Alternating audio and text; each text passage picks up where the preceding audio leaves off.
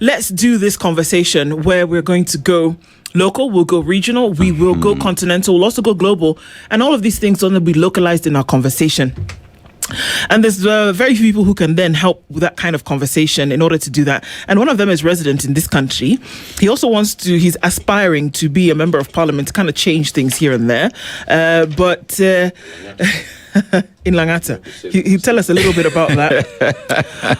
We're doing Africa in Focus this hour. Pandemic, conflict, democracy, and the Pan-African dream. Ahmed Hashi is here with us this morning. Yes. Good morning. You're going to need the microphone. You're going to need the mic. Mic is in Timbuktu. I was like that in class too. Oh, really? Teachers used to have a very hard time with me. Ahmed, sit down. Then they would give me the exam and I'd still do really well. Yeah. You're one of those kids.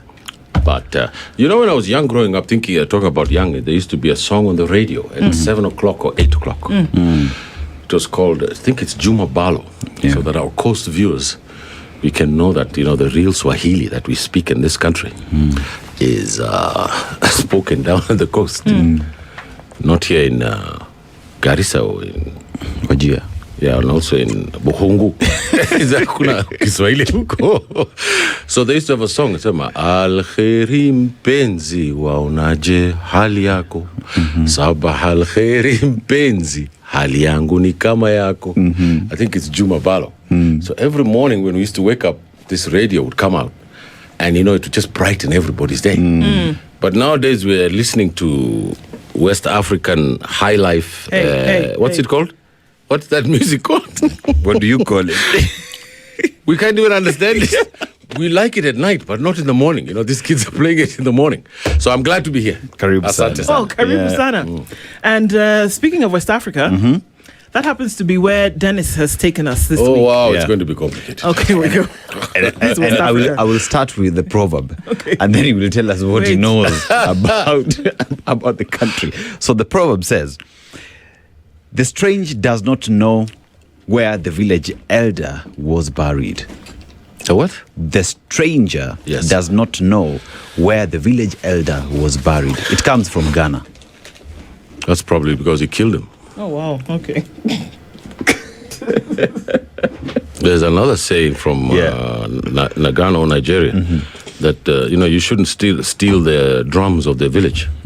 Because if you go to the next drum and you start hitting the drums, it means they know where the stolen property is. So I think that the stranger doesn't know where because he doesn't know the people around there. He doesn't know the community, so he doesn't know where the elders are buried. So either it could have that realistic meaning, or it can have a euphemism. We say that the villagers can keep a secret. Yeah. One of those two things. Yeah. I like them both. I like them both. Well said. Yeah. Indeed. So we're going to do a little bit of a snapshot around the continent and look at what's happening in different parts of the continent, because I think at the place that we are as the world is that the African world is that you're able to look here and there and see then what could form opinions then as we look into it. Okay? Let's start off. Let's look into Ethiopia.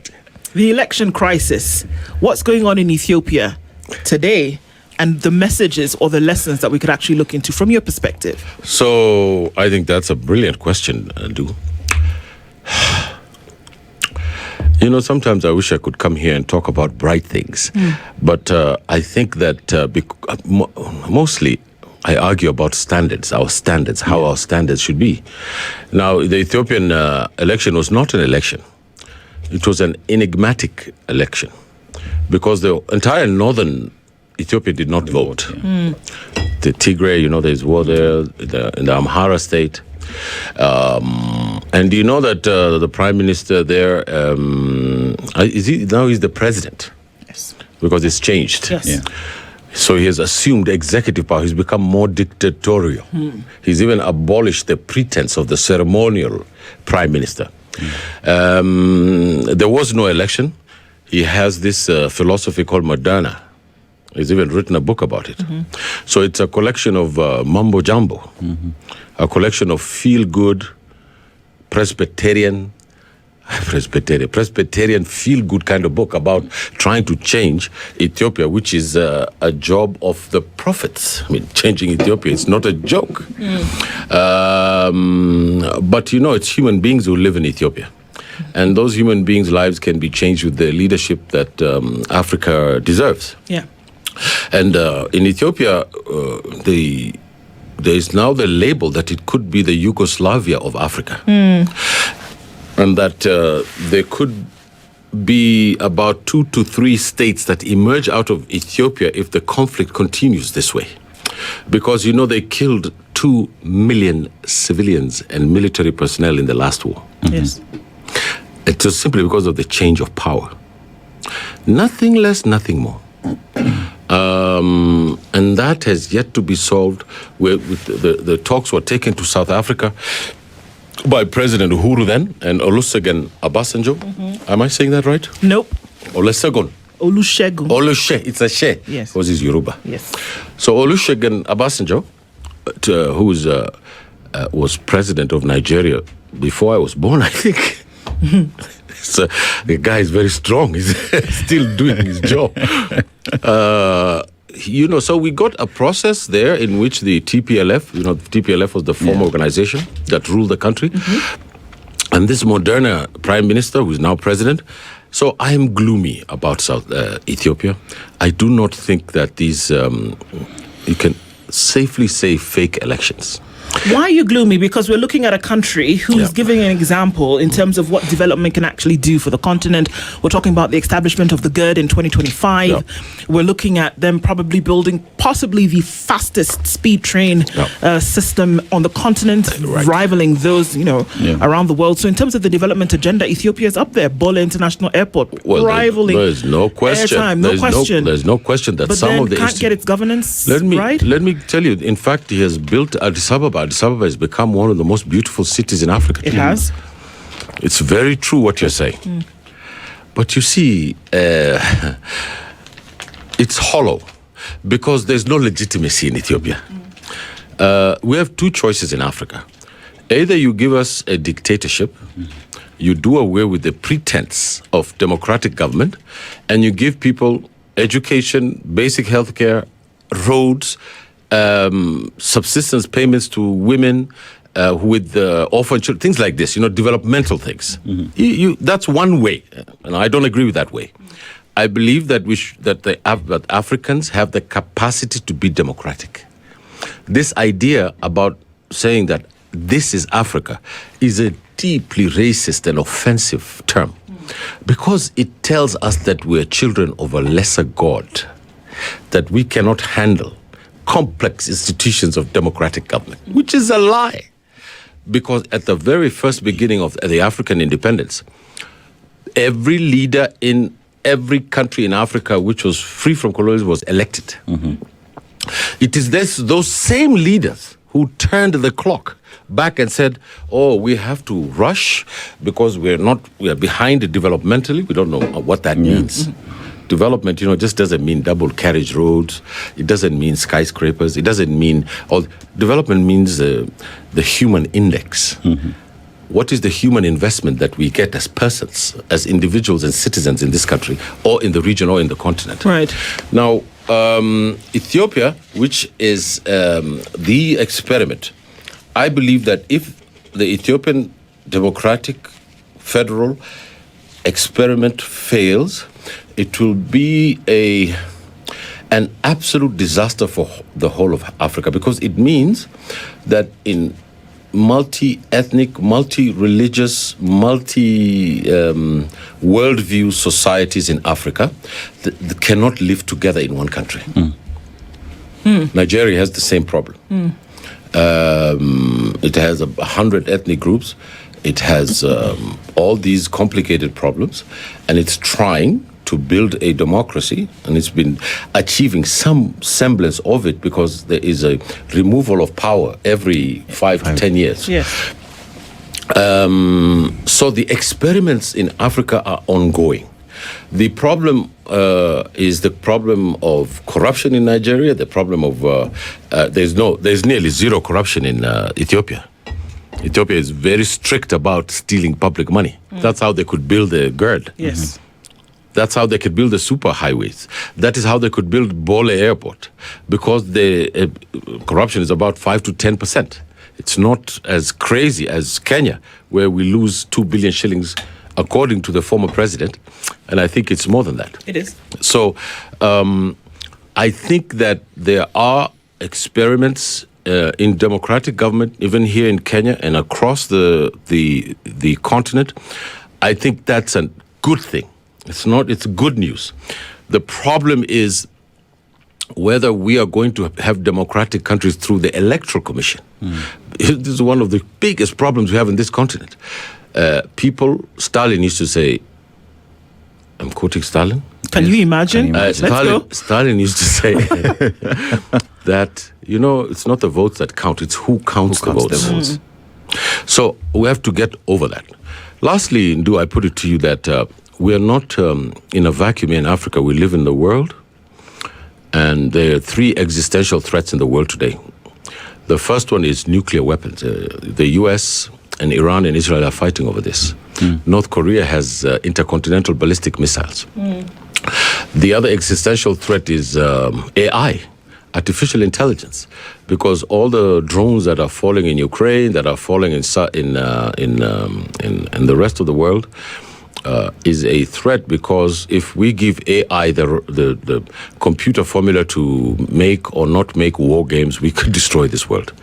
And lastly, I think we have one more existential threat that Africa lives in, and that is a disease.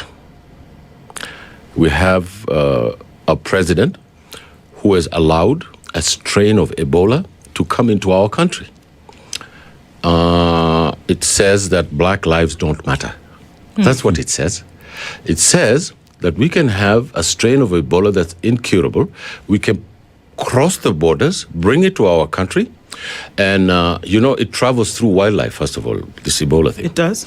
And that Laikipia place is full of wildlife. It's macabre. I shouldn't laugh at it, because it's so serious that, you're so sad that you just laugh at it. Right. Now, I think that in any other country, the president would have been charged with treason, brought in front of the Senate, and charged with high crimes and misdemeanors and be impeached. Yeah. But the country would go into a free fall. There would be a crisis. There would be a civil war. Yeah. Because other people would say it's not legitimate. Yeah. So that is the existential crisis of governance that we have in our country. We have a new constitution. We don't want to follow the constitution.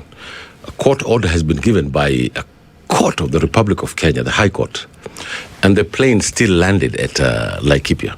The people of Laikipia demonstrated against this thing. That was not taken into consideration. 2 people have died, right?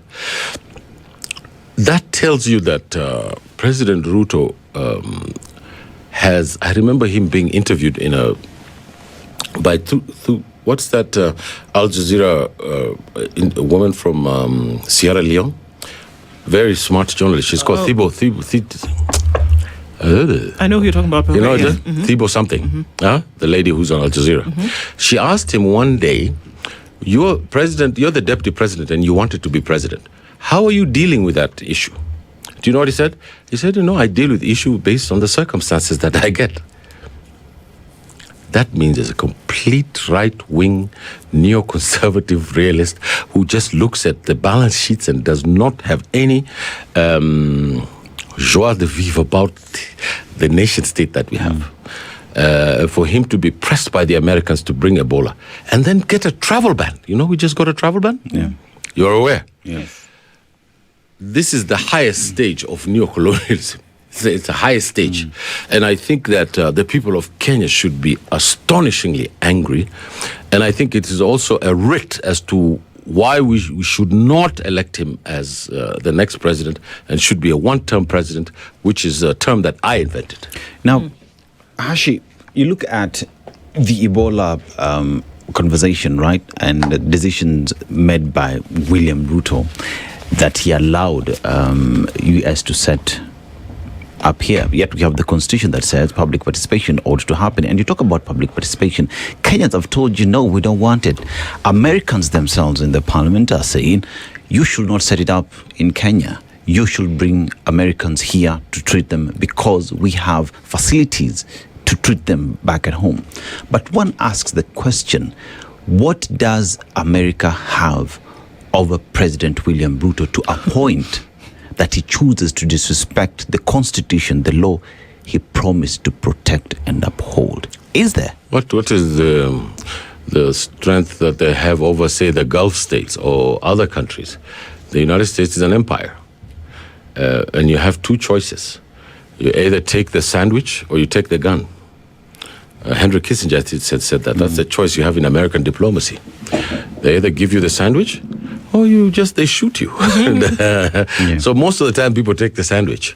You could see the president said that they've been helping us with healthcare for the last 40 years. That's because we've been stealing the healthcare money for the last 40 years. Yes, it's true. Stealing the hell out of that place. Every group that comes there takes their... there's a famous story that every time someone joins government, they live in Nairobi West. When they get into government, they go to Runda Or Karen. or Karen. So there's theft that's going on. So they did not work with us to help us with healthcare, as the president said. We were stealing the money. We accepted structural adjustment from the World Bank and the IMF. In fact, President Ruto himself is complaining about the IMF and the World Bank. So I'm not saying anything radical about that. So I think that what is the experience now in our continent? You see, I have this great admiration for the Sahel Union. And in the other day, Benin elected a young president. And the first thing he did, he went to Niger. Yes, he did. Yes, that's the other virus that's coming. This virus that's coming of anti-imperialism and anti-neocolonialism in the continent. And it's taking a military form. I don't like that. I want it to take a civilian form. But because the pressures on these countries are so massive that at any moment, France can invade your country with Islamic terrorism. This Islamic terrorism nonsense. And then you have to be a dictator. But the form that the dictatorship is taking in the Sahel Union is, yesterday, Captain Toure had 500 earth movers. He's building a double carriage highway. You've seen that, right? In Bina, you never thought it would happen, but it is. Who the hell is going to say anything about it? In Burkina Faso, who would then be... And this is the question. The things that you never thought could happen are happening. But then is there not a case that's being made here for the very thing that you say should be civilian? The people should then have a voice. But here we are seeing that somebody's not asking permission because they've asked permission for years. And what happened in Burkina Faso, for example? Nothing. Your sovereign fund goes to France. Bad. The corruption in the state, terrible. Yes. The people are not developing beyond, their nose. Yes. And somebody comes in a transition government, not even as the president. In 2 years. And in 2 years has turned the thing around, paid off your debt, gotten the sovereign fund back, sorted out industry, and then has put money in the hands of the elder folk. And is now building a railway. So it could be controversial, but is there not a case here for somebody who would take on a quote-unquote dictatorial position? I'd rather have. This nonsense has got to stop. Under the circumstances of the Sahel Union and the French Republic, the coup was absolutely legitimate because 99.9% of the people welcomed it. The day they'll fail is when the people go back to the street and say, you're not doing the job we sent you. That's a form of democratic pressure. And the people of the Sahel, if you go there and tell them you want to bring back civilian democracy, they will demonstrate against the civilian democratic system. Because they know the civilian democratic system is made up of theft. The Nigerian singer used to say, they're beasts of no nation. Fela Anala Kupe, right? Nipol Kuti. Don't worry, I'll take you for pronunciation classes later. For now, I have to. Okay. So Kuti, said that. And these people who are ruling us, it's true, they're beasts of no nation. And I think that the general population is now under 25. They make up nearly 1 billion of the people of this country. I think it is critical. It is critical. And they're in the army. They're in the army. The next time there's a demonstration in Nairobi under the Gen Z, remember the army was sent in by this minister we had then, Mr. Duale? Yeah. You remember him? Yeah. I thought he was part of a coup. Why would he release the troops coming to town? Because what are the military going to do? They're going to follow their classmates who are on the streets. The junior officers and all these soldiers are going to follow their families. They're the ones who are demonstrating. So, this kind of policy misjudgment on Ebola, on the finance bill, on our defense forces, on the missiles that were bought from Israel, and the corruption that you've seen, the buildings that are going up in Lavington, in Kilileshwa. When you buy something in Nairobi, you have to go to a lawyer. Yeah. Then you have to make a sale. And then you get a fake company. But everybody knows whose fake company that is. This is a very small town. You can't steal in this town and it doesn't show up.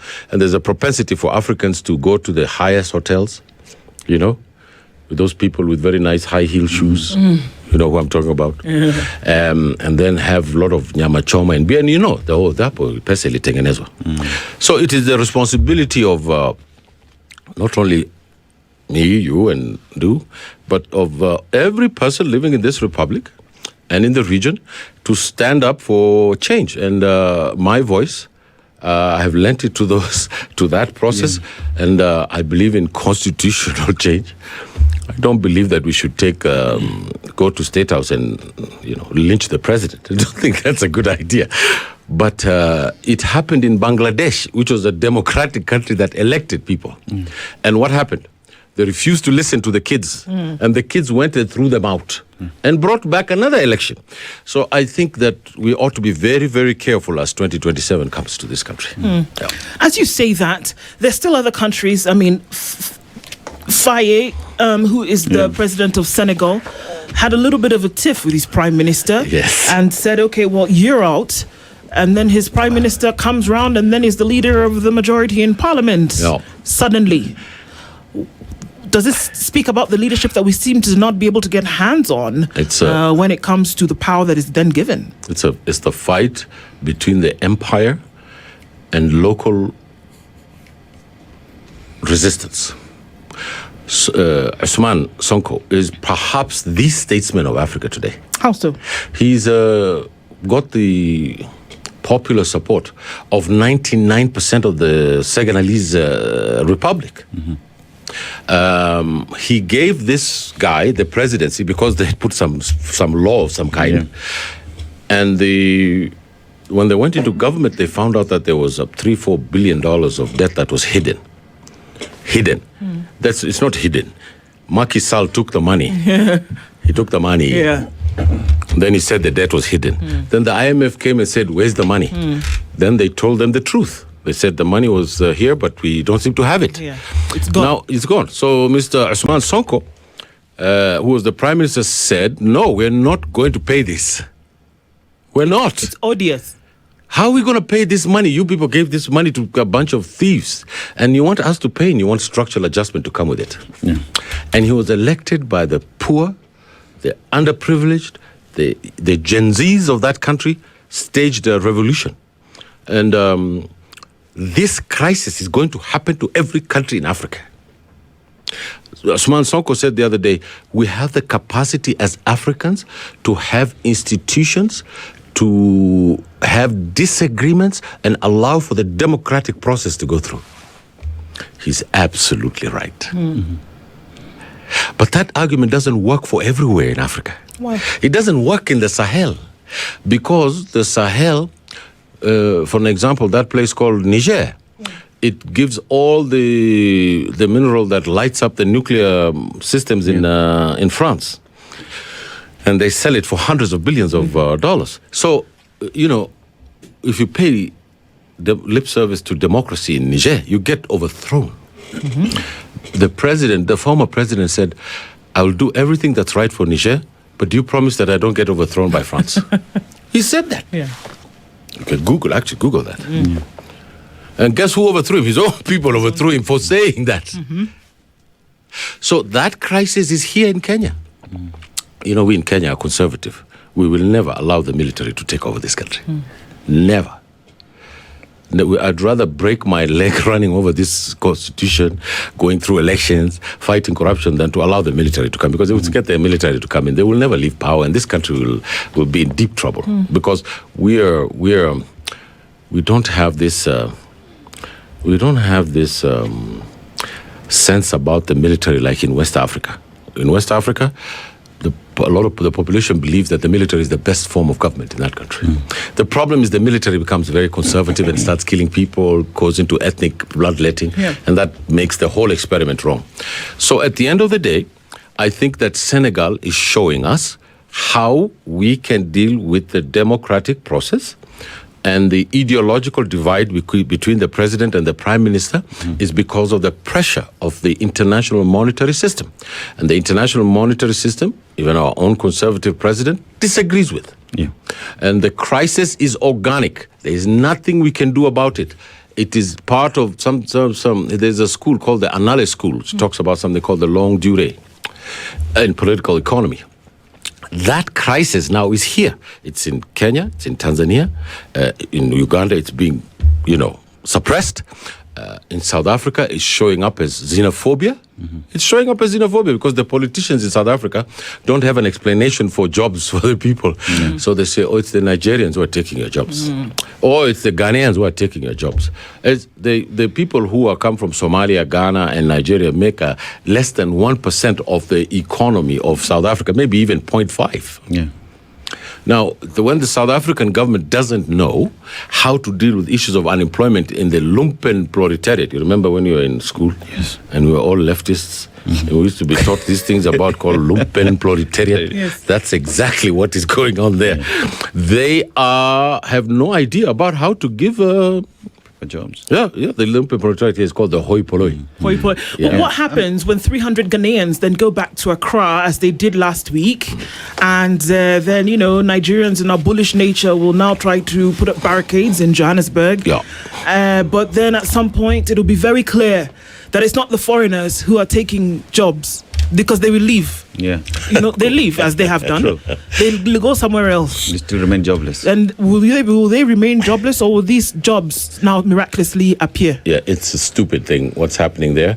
It's happening in the underclass. Underclass always reacts in conservative ways. Remember, there's this quip I like about Frantz Fanon, who told us what's going to happen. He says this, you remember what he said? He said that the native does not want his freedom.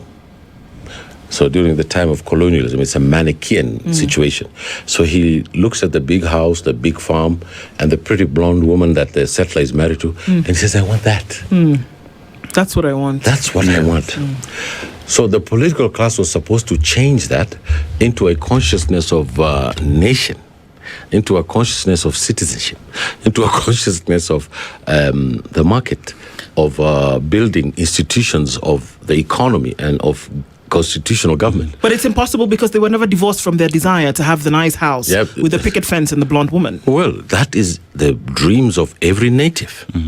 It is the dreams of immigration. It is the dreams of humanity itself. Italians and the Europeans, when they left to go for the American dream, that was the dream that the Americans sold to them, that you can buy a nice picket white house. And, they all went and lived in New York, in Harlem, and in the Bronx. And their third generation happened to buy a house for $20,000, $30,000 US. So the question that we have today is whether the resources that we have and the economy that we have and the political economy of our history, does it allow for prosperity? Yes. We are rich. Nkrumah used to say, it is Africans who are poor, not Africa.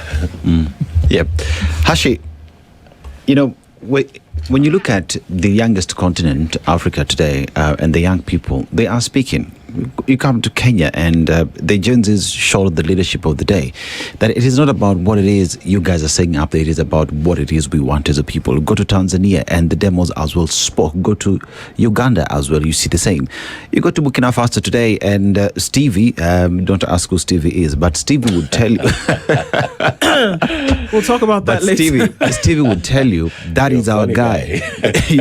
Stevie would tell you that is our guy and we want him there because we're seeing the changes he is doing today. Go to Senegal as well. The young people are telling the leadership that it is the people who will decide. So do we have a leadership problem, a leadership vacuum in the continent by failure of listening to the people? No, we have hundreds and millions of leaders in Africa. They're in the private sector, they're in the farms, they're in the house writing books, they're in TV programs, they're producers, we have leaders. And there are just so many of them. But they don't know what to do and how to do it, and they don't want to join this rotten system. But they will have to join this rotten system. They will have to confront the neoconservative, the African neoconservative, and their ideologies, and they will have to stand up for their countries. And they're going to come from the middle classes. The middle class is the most transformative group of people in any society. The reason that they are very transformative is because of that dream of the picket fence and the car and all this. And that is a very transformative power. It's very transformative. Human beings are creatures of comfort. That's their thing. But in all seriousness, there's a guy called René Descartes who said, "Cogito ergo sum." In the European society is based on this. I have another one, cogito ergo Africa. This is my other. I think because I'm an African. I see because I'm an African. I engage you because from the African perspective. 500 years ago, there was no Africa. There was me there with my camels. There was you over there doing your farming. There was her with the fishing and the market.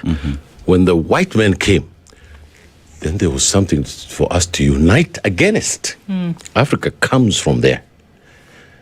Look, these guys, they've come here to eat our fish and take our cola nuts. Why? Then they took our people and they sent them over to Cuba. Why did they do this? Because the system, the capital system that we have in the world started there. These ports of Liverpool, these ports of Brixton, these European cities, Amsterdam, they were built on the back of Africans. It's not rhetoric, it's true. It's true. And they keep apologizing for it. They keep apologizing for it. They keep saying, we made a mistake. The last apology, there's a 96-year-old Belgian who was in charge of murdering Patrice Emery Lumumba. They put him in a big tube full of sulfuric acid. They were so angry with Lumumba because he told their king to get lost. After killing 10 million Congolese, then they put him in the sulfuric acid, and there was his tooth that was left, his tooth. They took the tooth to Belgium. Then the Belgian government cleverly accused the 96-year-old man who's about to die as the whole guy who finished Lumumba. This is the guy who killed him. So they took him to court, and the guy died 3 months later. They knew he was dying. The person who signed the death of Mr. Lumumba was the president of the United States, Eisenhower. You should look that up. He said, kill him. Because the DRC is the stomach of Africa. It will feed us. It has lithium. It has Ebola too, but it has everything. It has the good and the bad, but it is at the heart of our continent. And if the DRC stands up, the effects will be just tremendous because it's the richest country in the world. Do you know that the forests in the DRC, if they burn down, the United States will become a desert. The Western United States, because the rainfall system that comes out of the Congo Basin goes and rains in the ocean and then rains in the United States in the western part. If there are no trees there, drought will hit the western United States and it will make them like a Sahara desert. Now, the reason why everybody is so interested in the DRC is because of lithium. It is because of manganese, because of all these rare minerals that are going to power AI. There is no AI without the DRC. If I can use a lexicon soup. There is no artificial intelligence AI without the DRC. So Africa is at the very heart of the current and future political economy. And when you see us getting Ebola, there's a plane. The United States Centers of Disease Control have many planes that can land in the DRC, put their citizens there and quarter them. You know, Ebola, you have to have exchange fluid to get Ebola. You know that? Yes. It's not like the flu thing. Eh? Yeah. So it's containable. It's containable. So what I'm wondering is, what kind of hell experiments are these people doing in Laikipia? Is this a virulent Ebola that may cause us a lot of problems? Do you remember when the corona came? Yeah. The government said that it was national security for us to bring Chinese nationals. There was no corona here then. If we had stopped the borders and cut off the planes, there would have been no corona. But we let in over 500 Chinese at the Kenyatta International Airport, and a cargo guy taped them. That's how we knew Corona came to Kenya. Corona came to Kenya like that. And you're not being conspiratorial. There's no conspiracy about a group of Chinese people coming from Beijing, and I hear they were the children of the Central Committee of the Communist Party. You know, there's always a little bit of smoke. Of course. Yeah. But to be quite honest, Corona traveled from China to Kenya through that plane. And Ebola traveled from where? The DRC? Through that plane. Through this plane that has come to Laikipia. And in another week, you'll start hearing cases of Ebola in Laikipia. All of the things that you speak about today, because look at the trajectory that we've taken this morning. Ethiopia, we've not gone to Sudan yet. We might do that. We're coming there in a minute. Ethiopia, we've gone to Senegal. We've gone to Burkina Faso. We've gone to South Africa. We've come to DRC. And it's very clear that there is a lot on the continent that we could coalesce around. And I'm going to go back to my friend Gaddafi, who said, you know what? This is the thing that needs to unify us. It's about the people. It's about the wealth. It's about the expertise and the knowledge. I mean, for crying out loud, Africa had one of the most intricate trade systems on the planet, even before the colonialists came. Absolutely. So it's not for want of intelligence. Yes, it's not. Or practice. No, it's not. It's greed for resources. Yes. So what is difficult? What's difficult about us coming together around the things that we have? Why is it so tough?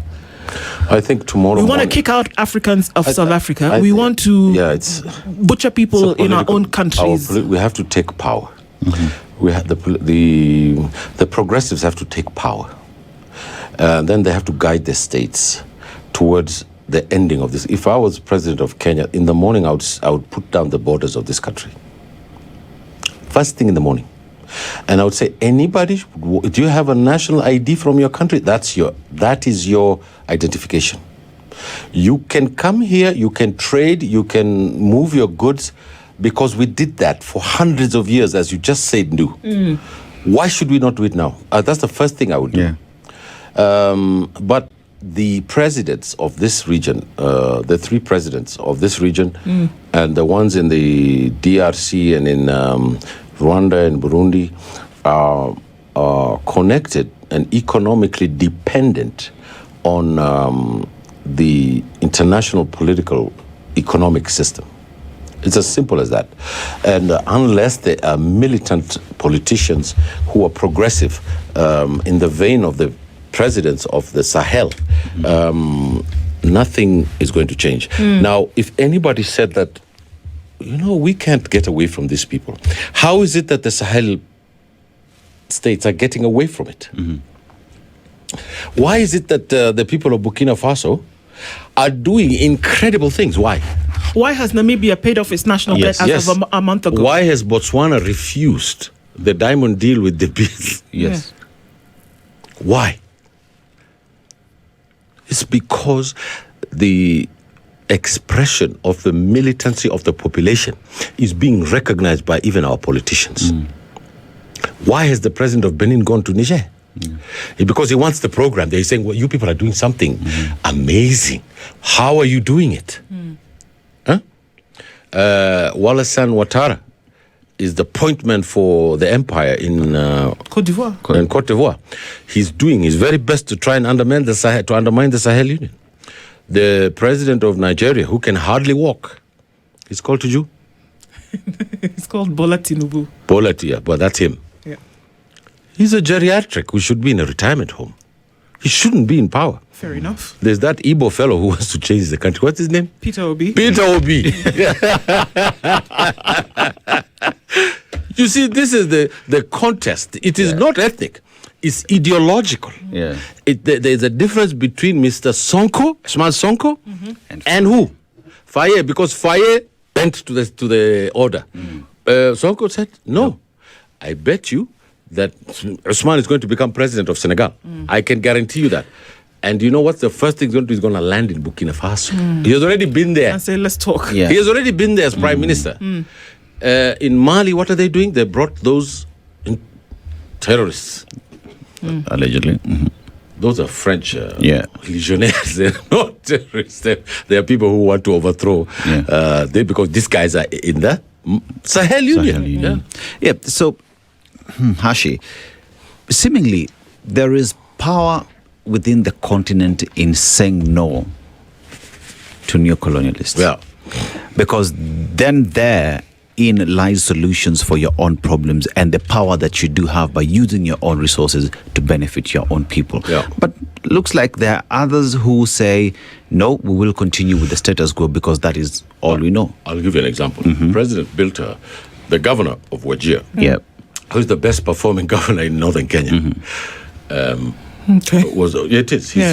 Compared to the other ones, he's the best. There was a stadium built there. Yep. The Somali community is clapping for William Ruto. They're very enthusiastic because he's put his hand inside their stomach and pulled out the sensitive issue of inclusion. You know, the Kenya government discriminated against us because we had soft hair. You know, because in the desert, you need to can't stop have it. hair. Wait, Can't have this hair. You'll die. Yeah. Yeah. Then you have to have long body because the perspiration. It's biological. It's got nothing. We are the oldest African hippoglobe. It's a genetics. You can check it. All these other people who went to Europe, they came from the Horn of Africa. Yes, Chinese. These Chinese, they're from West Africa. It's in the genetic. I read this genetic journals. Now they discriminate against us because they said they want to join Somalia. So I remember when I was at primary school, they used to call me shifter. You know what a shifter is? Shifter is those bandits over there. Yeah. So the Somali community was very, very upset about this labeling. In 1982, General Mahmoud Mohammed stopped a coup by Raila Odinga. And we became citizens because of General Mahmoud in this country. Ahmed Hashi, Raila Odinga, and many other people fought for the constitution and devolution.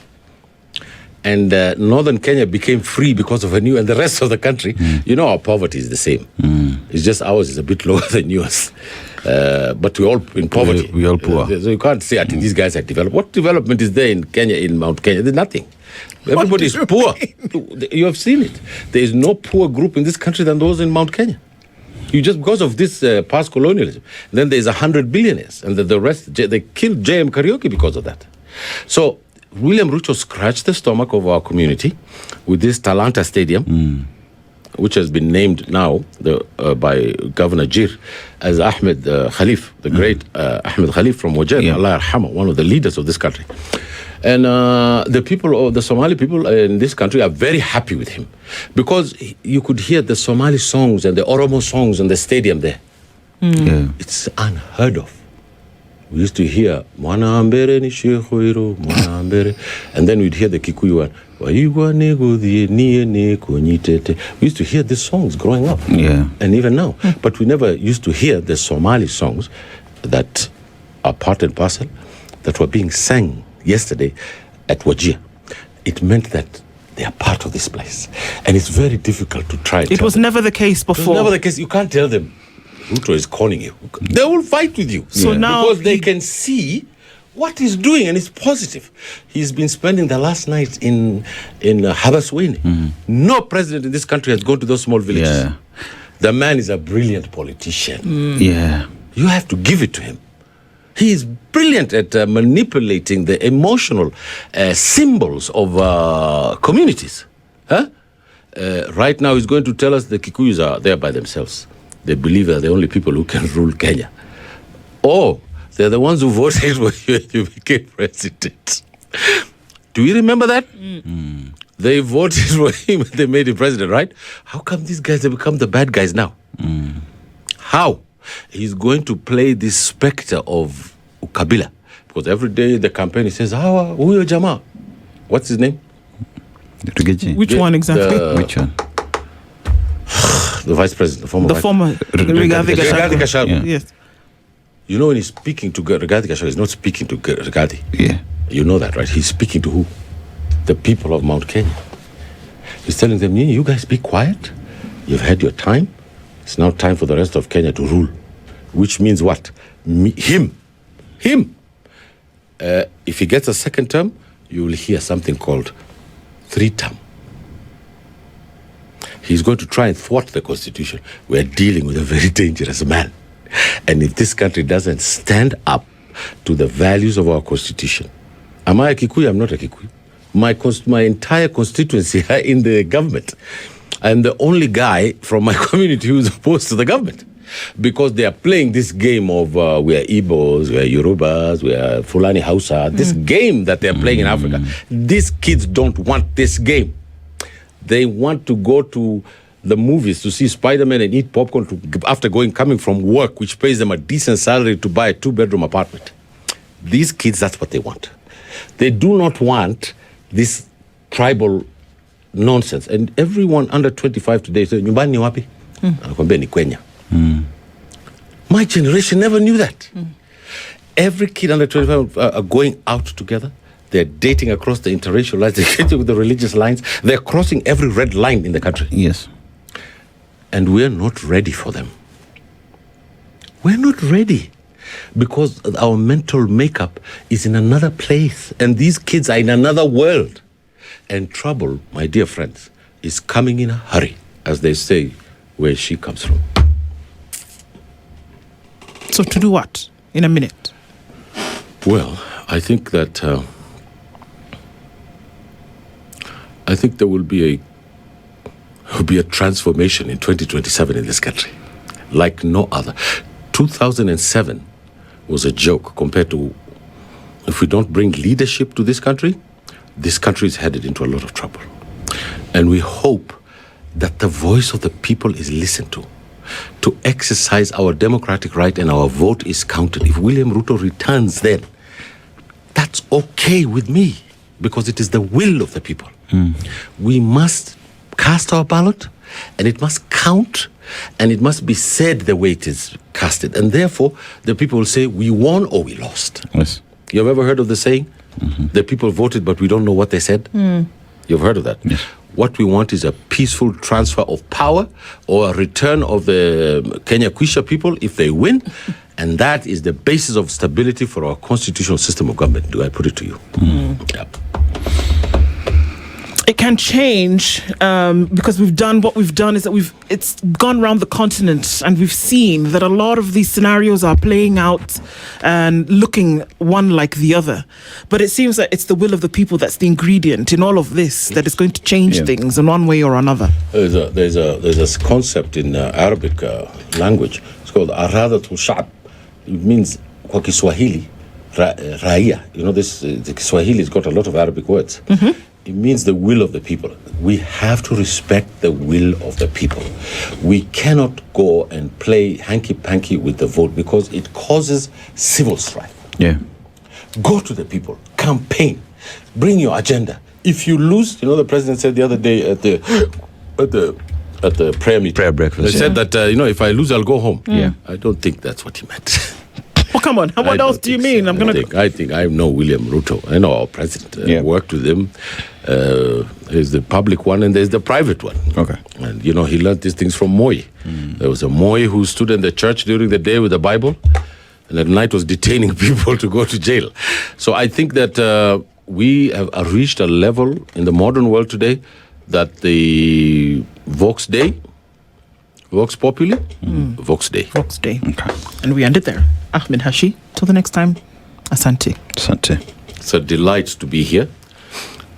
Actually, have you seen the comments on Africa issues that we do here? This show is watched in Malagash, in Benin, in Capo de Verde, in Tripoli. People are calling sending messages from places in Africa that one or two I haven't even heard of. True. Because this is a huge continent. It's shocking. And the sentiments are exactly the sentiments that we have. That's Africa coming together through this thing called the media. This is the most powerful institution in the world today. Thank you for inviting me here and be blessed about it. Karibu sana. Asante sana. Good morning. This is the Situation Room, the only way to start your day.